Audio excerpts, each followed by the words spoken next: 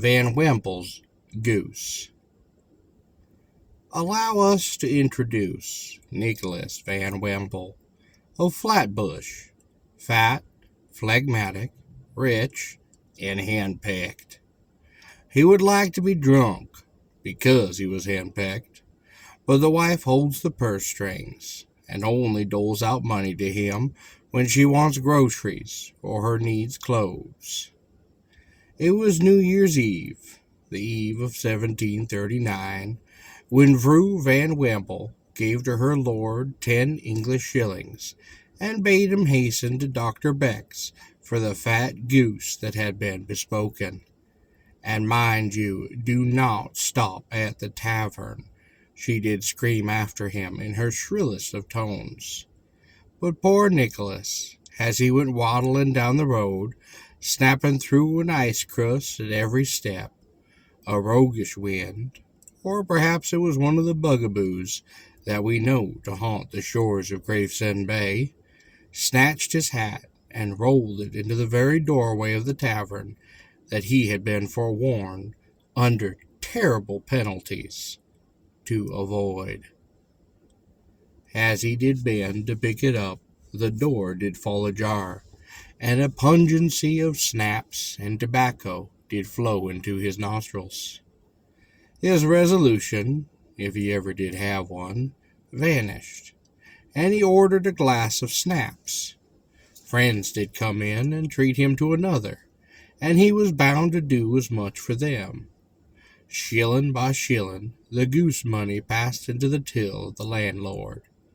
Nicholas was heard to make a muttered assertion that was his own money anyhow, and that while he lived he would be the head of his own house.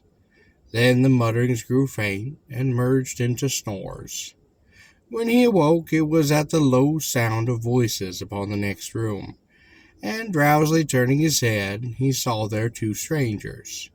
Sailors, he thought, from their leather jackets, black beards, and the rings upon their ears. What was that they said? Gold? On the marshes? At the old Flatland tide mill? The talkers had gone before his slow and foggy brain could grasp it all, but when the idea had fairly eaten its way into his intellect, he arose with the nearest approach to alacrity that he had exhibited in years, and he left the place.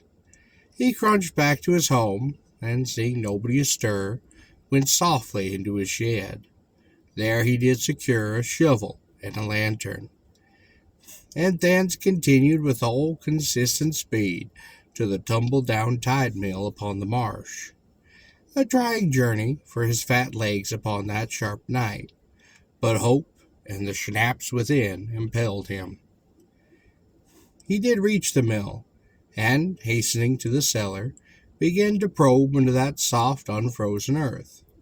Presently his spade did struck something, and he dug and dug until he had uncovered the top of a canvas bag, the sort that sailors called a round stern chest.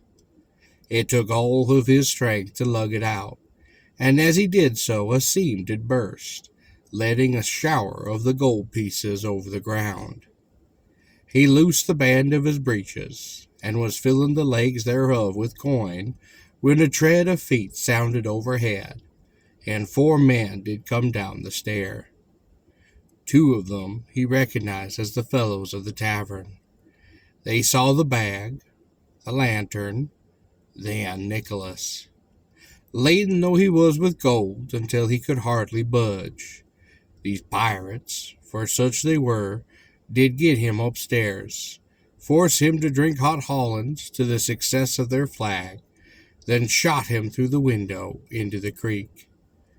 As he was about to make his unceremonious exit, he clutched something to save himself, and it proved to be a plucked goose that the pirates had stolen from a neighboring farm, and were going to sup on when they had scraped their gold together. He felt the water and mud close over him. He did struggle desperately. He was conscious of breathing more freely and of struggling off at various gait.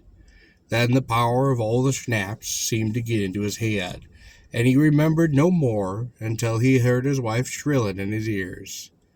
When he sat up, he found himself in a snowbank close to the home, the featherless goose tight upon his grasp.